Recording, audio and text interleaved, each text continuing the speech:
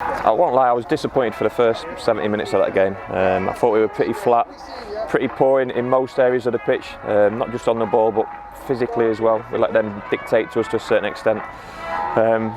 Took an injection from Joel Randall and probably Ben Seymour's overall performance, the real positive aspects of that game, and those two got their rewards in the last 10 or 15 minutes of the game.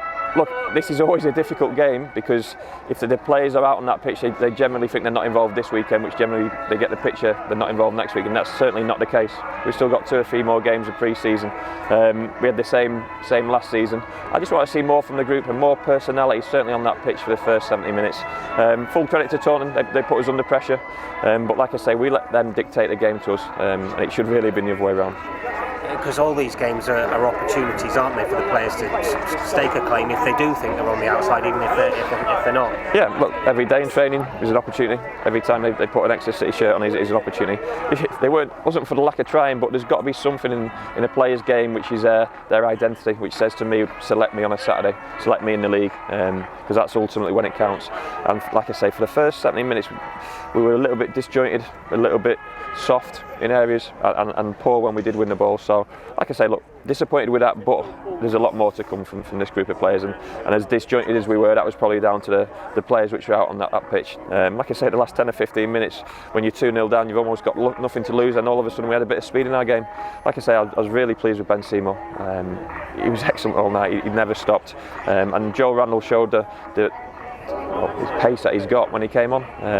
Another good bit of game time for Ben Cruzeni, who's obviously the young boy, and we finished with a young team, so that's the most pleasing thing, but lots to work on. Ben Seymour is a real poacher's goal as well, wasn't it? Just showed the instincts to get sharp. It was probably on the line, maybe over the line. He made sure the ball ended up in the back of the net, and that epitomised his performance all night. He was our brightest player in his body and in his mind. He was sharp in his movement, quick to the ball, and he was trying to speed up some of the more senior ones. You could hear his voice on the pitch, which I was absolutely delighted with.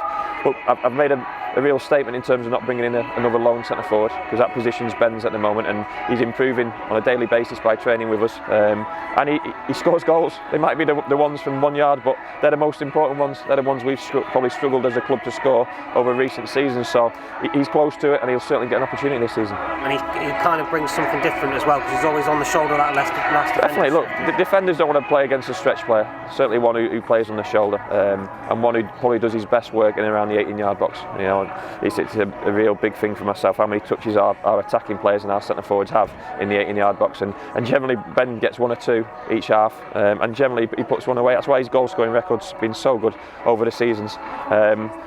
But he's still got work to do. You know, he's still got to get fitter, still got to get stronger. We know the level that he's got to play if it's League 2, and that is difficult to be up against some tough centre halves, and their first yard are always in the head, and they are physically stronger and quicker. But Ben's got huge potential, and he's showing it time in, time out now.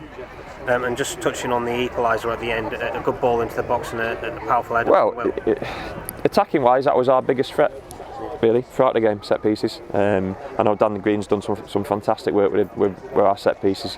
I was disappointed with their goals. They were soft goals to concede. But Will Dean went and attacked that ball for the equaliser, and the first ball was a quality ball into an area where there's got to be bodies.